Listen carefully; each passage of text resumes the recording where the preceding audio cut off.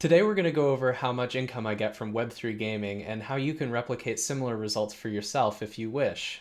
Personally, I like to diversify my holdings, and so I have several different platforms that all of my Web3 gaming income lives on. And so the first one we're going to take a look at here today is called Illuvium. Now, Illuvium is not a play-to-earn game yet. They are planning on incorporating some aspects of that. However, the game is currently in the alpha stage, and you can get access to that if you register for their waitlist. But for the meantime, the only way that you have to earn in Illuvium is through staking their ILV token or signing up for a liquidity pool. So right now, the ILV token price is fairly low for what it's historically been over the last couple of years. It's sitting at $88. Still has a pretty decent market cap of almost 200 million, which is a lot for the Web3 gaming space right now. And so you can see that they actually have more total value staked than the market cap of their token, and that's because you can also stake Ethereum in order to make up the liquidity pool of ILV and Ethereum so that people can easily swap in and out of the token. If we take a look at the dashboard here, you can see how much value I've accumulated over the past couple of years now. So initially, if I remember correctly, I put 5,000 total dollars into Illuvium,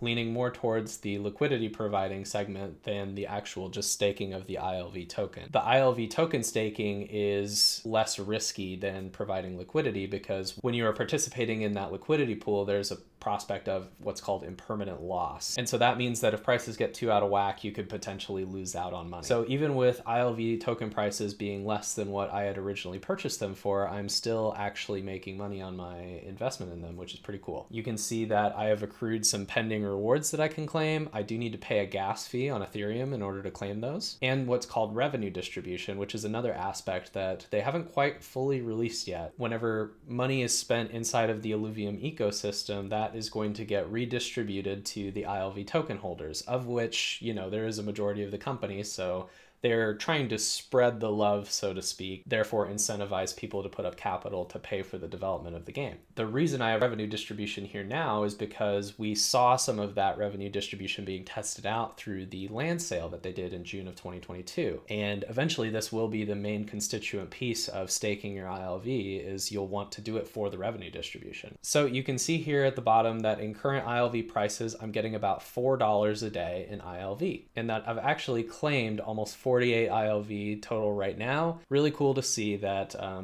I've taken 2 years to recoup my initial costs. So obviously that's the dream there when you're trying to go for dividends and revenue distribution. It's really cool that it has only taken 2 years for me to pay that off, essentially. However, with all things though, there is a catch. The vesting schedule is what we need to take a look at here. In order to give out higher rewards, they prompt you to stake and lock your tokens for a predetermined amount of time. And so that meant that I could not access any of the money that I put into this ecosystem for a year until it had matured. Now that it has matured, I can withdraw it at any time, but rewards also have to go through that 1-year staking process, and you cannot withdraw them immediately regardless. So you have to have a longer time horizon when working with this, which is definitely risky because, like we've seen recently, the prices of the coin have dropped dramatically in the last year.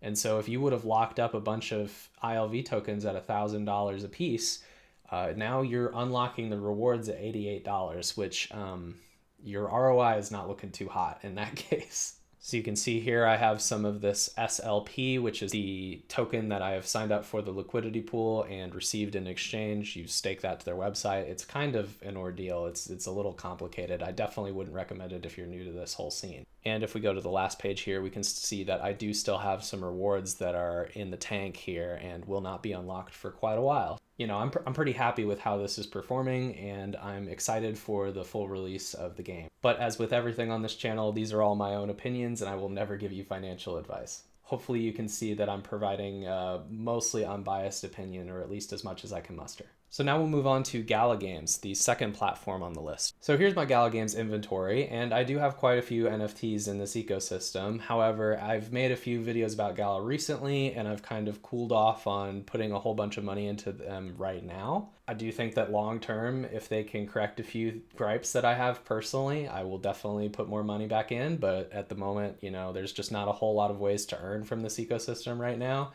And I'm not really seeing a whole lot of reasons to play in this ecosystem right now either. There are some fun games like Superior, but Spider Tanks, which is the main method of actually playing and earning on Gala Games right now, it's, I think, the only way to do so. is not really something that I enjoy. And so for that reason, I haven't really been putting a whole lot of extra time into Gala recently. However, I am excited for what happens to them in 2023, and hopefully, they can get some momentum back. That being said, there are some items that I own from Gala that you cannot see from my inventory, and those would be the nodes, and those are the other primary way to earn in the Gala ecosystem. By running some software on your computer and validating transactions, now I believe the intent is that this will someday support the network in a decentralized way. I believe it's not quite there yet. I might be out of date on some news, but essentially you just run some software on your computer and they give you a daily payout in the form of some coins. Now, I only have 3 nodes. 2 of them are for Gala Music, which is not launched yet still, and so they give you a decibel each day that essentially is going to at some point count for the currency when they launch it, or at least extra distribution of the currency. So it's like a IOU sort of thing, but not quite. The other one is a Spider Tanks node, which does actually pay out Silk, which is a real cryptocurrency that exists today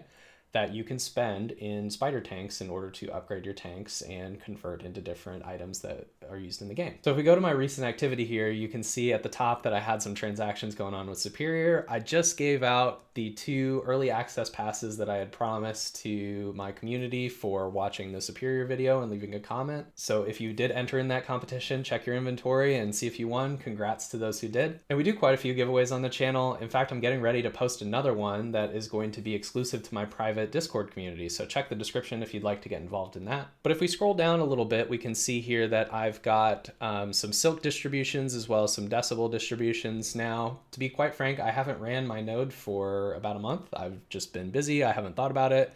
And they did some software updates that I haven't kept up with. And so I actually can't earn with the current software that I have on my system. Need to update it in order to do so. I just have been lazy. And that is primarily because the rewards are fairly low. I haven't really wanted to worry about this. It's been a hassle and I just haven't thought of it. So in the beginning of the Spider Tank's life cycle, I was actually getting some decent rewards, almost $1 a day from the Silk that I was being distributed. And so that was really worthwhile. I mean, getting almost $1 a day on a $3,000 node, I mean, that is really good ROI. But because no one in the ecosystem is spending their Silk, they are mostly hoarding it, it is not necessarily paying out the same that it used to. And so now I'm only getting paid out about 15 cents, which is a considerable drop in the actual value that I'm receiving. I don't really see a future in Spider Tanks right now, like with the systems that they have in place. I think it needs some tweaks. I definitely think it's a salvageable game and it is fun, especially for those first couple of hours. But there's no real strategic depth, and they're trying to tout it as this competitive game that is just really not quite there yet. There's a lot of randomness involved, especially with the pilot program. And so the main experience that players are getting is that of a casual game, which is not exactly what they were intending this game to be, I think. I do own quite a few Spider Tanks NFTs still that I could theoretically port over from the Ethereum blockchain to Geary, their own proprietary blockchain. And then I could actually put those into the pilot program and use my node in order to send those off to other players to also earn me some passive income. However, I would have to pay, I believe it's like a $14 to $18 gas fee, depending on when you actually do it. I mean, gas fees are pretty low right now, but that is still really expensive for what it is because you're doing a lot of different smart contract interactions in order to bridge that over. So I definitely could be maximizing this more, and I could actually still be earning like a decent amount, like probably in the realm of $1 a day still if I really wanted to. However, personally, I just haven't taken the time to do that, and I don't feel like the effort is worth the value for me right now. And since they turned off the earnings for Townstar quite a while ago now, those are the only 2 ways that you can actually earn in Gala's ecosystem right now. And so we will be moving on to the final one that we are going to talk about today, which is Splinterlands. And so Splinterlands is actually where the bulk of my Web3 gaming earnings come from. This ecosystem has been alive for quite a long time compared to a lot of other Web3 games. It is a functioning game. It may not be the most appealing to the most people, but it has a very dedicated group of players, and it has survived through a bear market prior to this as well. And so for that reason, I am pretty hopeful that it will stick around. And now the tools that Splinterlands itself has to kind of view what you're actually earning and your collection are not all of that polished, but there are third-party tools that interact with their APIs that can give you much better, more statistical readouts. So I will be switching back and forth between those to get you guys the full picture. But we will start up here with the SPS tab because that is where a large portion of my earnings do come from. And so here you can see my balance of Splinter Shards, which is Splinterlands governance token. It is a cryptocurrency on the Hive blockchain, and you can see the approximate USD value. Now, the price of Splinter Shards is fairly depressed. It used to be 10 cents not even a few months ago, and so seeing it at less than 3 is definitely depressing for me as well. But even though Splinter Shards has a very low market cap, this game is very healthy. There are quite a few people that play it, roughly 40 to 50,000 active players, up to 200,000 if you count bots, which actively participate in the ecosystem as well. It's one of the most played blockchain games out there. And Splinter Shards is not the only vehicle that you can use in Splinterlands. There are tons of assets. I own almost all of them by type, and so I like to diversify a little bit inside of the game as well because I think it's fun. This is the panel at which you view the active staking of Splinter Shards, and so what you can do is you can lock up your Splinter Shards in order to get an APR. Right now this is sitting at 23%, and these are paid out every second essentially, and you can see I've got a few rewards that I can claim right now, but I do get about 2 vouchers and 30 Splinter Shards a day from staking rewards, which is fairly good, and it's because I have a pretty healthy reserve of Splinter Shards comparatively. But I also have node licenses, which will eventually support the ecosystem, but for now they just pay me an SPS and voucher fee flat per day, split amongst the pool of everyone who owns a license. And eventually it will support the ecosystem on a transactional level, and we will be able to validate purchases and decide what is going on in the Splinterlands ecosystem as far as on the blockchain transaction level, which is a really cool piece of tech. And I do believe Splinterlands will deliver on that because they have delivered on a lot of the tech that they have promised, including the ability to vote on community proposals using Splinter Shards. There are none available right now, but this is where you would do so. And you can even submit your own proposals now to the community to get voted on, and then they will go through this process, which is not passive income, but is a really cool aspect of owning something that hasn't really existed before in gaming prior. There was no system of voting for features that you wanted to see in the game, or even the direction in which you would want to take the game, which I think that this is going to be a huge factor in Web3 gaming that is going to differentiate it from other models. But back to the licenses, here you can see that I actually own 2 of them, and I generate roughly 8 vouchers and 42 SPS per day. Splinterlands used a tiered system to sell these to ensure that there would be licenses going into the future. One of my gripes with the way that Gala did their node sales is now nobody else can participate in purchasing a node on the Spider Tanks or Townstar ecosystems. If you miss the sale, you've missed the boat. And so that really sucks if you actually want to help out and support the ecosystem and you are trying to be a good fan. You're actually not allowed to participate in it unless they do another set of sales, and that's kind of disappointing. At least here, you know, you can. I wouldn't recommend it at the current price levels, but there will be points at which it makes sense to buy more licenses to support the ecosystem as it grows, which I think is a really good system. And what are vouchers, you might ask? Well, they are the ability for you to get access to exclusive content inside of Splinterlands, either at a discount or early. So you can use these in pre-sales to get access to pre-sale bonuses, which include more packs for free. And when there's content that uses vouchers, these things skyrocket in price pretty consistently. But they are very inflationary right now, and there's not a whole lot of uses for them at the moment, so they're only worth about 10 cents at the current time of this recording. That being said, I generate a lot of these per day, and so I can't really complain. I'm making quite a bit on the vouchers, and at some point I'm sure I will be able to use them as I've used them in the past on pre-sales for things like Chaos Legion and Rift Watchers, which are the expansions that Splinterlands has released over the past couple years. Now, on top of all that, I also earn rewards in Splinterlands for playing the game, and you can see that down here in the battle rewards section. So if I play in the wild or modern formats, either way, I can also earn SPS from opening chests, and you get chests on a daily basis if you meet certain criteria by playing for what's called a focus. You can get lots of different rewards out of the chests, including cards, but if you get any SPS rewards, they show up here. You can also get SPS from brawls, which are guild activities that you can participate in as a group. And every season, which is 14 days, you get a whole bunch of chests for however well you did during that season. So there's a lot of different mechanics and levers here that you can pull to earn in different ways by playing Splinterlands as well. In addition to that, I get rewards based on the Nightmare packs that I own, which is a pre-sale for a game that is currently unreleased that they are developing, and the land that I own, which is a mechanic in the game that they are still developing and has not been released yet. So both of those were voted on by the council of people who own Splinter Shards in order to essentially give some kind of reward for owning these expensive assets before the games were actually released, which I think is just a nice little touch to show the community that you still care. But wait, there's more. So if we go over to splex.gg, which is a tool that we can use to look at all sorts of data as well as rent cards on the market, because one of the cool things about Web3 gaming is that you actually have digital verifiable ownership of your assets. So that means you can do fun things like rent them to other people. If I had a set of Magic cards or Pokemon cards that were physical on my desk, you know, I can't just go renting those to other people and expect them not to steal them or, you know, have some kind of incentive to not give them back to me. Not to mention, it's also very difficult to do this. You probably aren't going to generate a whole lot of money for your effort going into it. With digital assets and Web3 through digital commerce and the ability to have online marketplaces, you can instantly have liquidity for any asset that you were looking at, including cards in a video game, which is so cool. And so because of this, I have an entirely automated renting setup on splex.gg that goes through every single card that I post up for rent on Splinterlands and tries to find the best price at which to actually go out and rent them.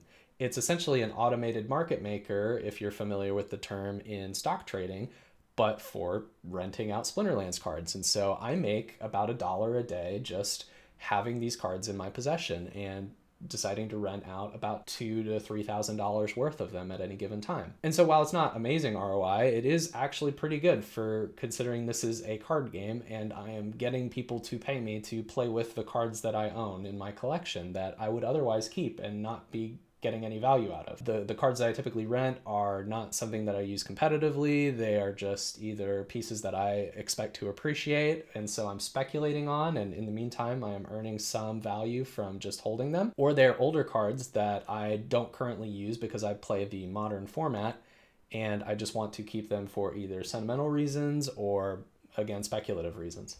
It also tells me the value of all my accounts, which is a little scary. This used to be a decent amount higher. Back in 2021, I had roughly $250,000 in Web3 gaming assets, which was just ridiculous. The euphoria surrounding all of that was insane, and now it is significantly lower. However, I still do have, you know, anywhere from $30,000 to $40,000 invested at this time. Most of it is actually in cards for Splinterlands, and that's because I like playing Splinterlands and I want to do well. And this is ultimately, I think, the key to success for Web3 gaming is that you have to incentivize the players to actually want to play your game.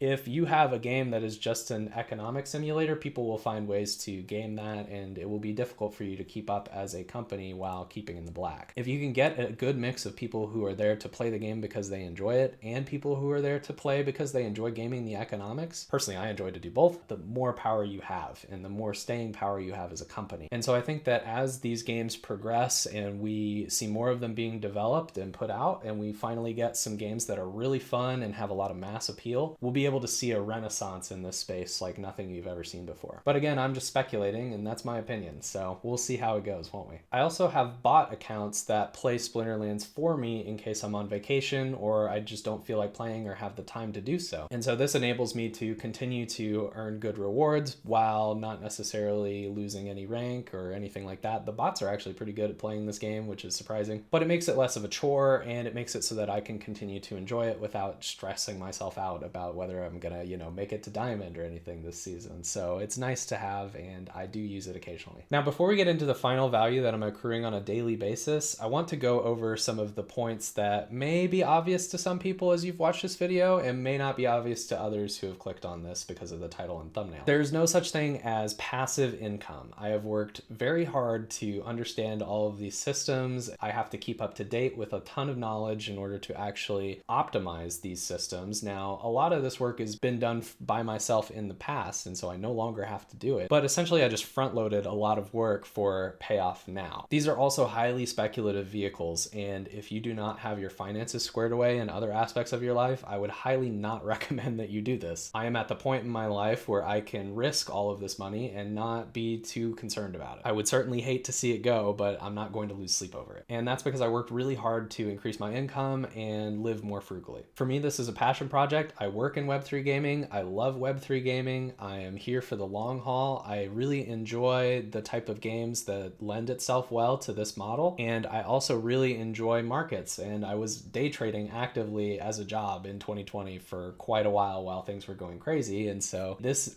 kind of speculation bubble that we had in 2021 was a very similar style, and I really enjoyed getting to do that. So if you find yourself hitting these criteria and resonating with what I'm saying, then Web3 gaming and investing a lot of money in here might make sense for you. But it's really not easy. It's not passive income. If you don't put a decent amount of money into these ecosystems, it's hard to earn by design because they don't want you to extract all the value out of the ecosystem for free. And so if you want value, you have to earn it. And unfortunately, not much of that is passive. So I hope that what I'm saying makes sense to you, and with that we'll move into how much I'm actually making on a day-to-day basis. So I ran the numbers, and this is going to be very difficult for you guys to verify, unfortunately, because it spans so many different chains and different systems, so I apologize for that. You're going to have to trust me, but I did show as much data here as I could, so hopefully you do. But depending on the day and at the current prices at where things are now, I earn roughly $12 to $15 a day off of all my Web3 gaming holdings. That's not including price appreciation or depreciation because that is way too volatile and difficult to factor into these kind of things. That's just essentially dividends is what you would call it in the regular investing world. And so that's pretty good. It is not what I put in the thumbnail of this video, which is $100 a day. But I did actually used to make $100 a day. In fact, I used to make $150 a day, and that was during 2021 when everything was going insane. Now, I do think we could actually go back to that time at some point if we go into a low interest rate environment and we see more money flowing freely. Now, when or if that'll happen, I don't really know. Nobody does at this point. And so we may be years off from that point ever returning.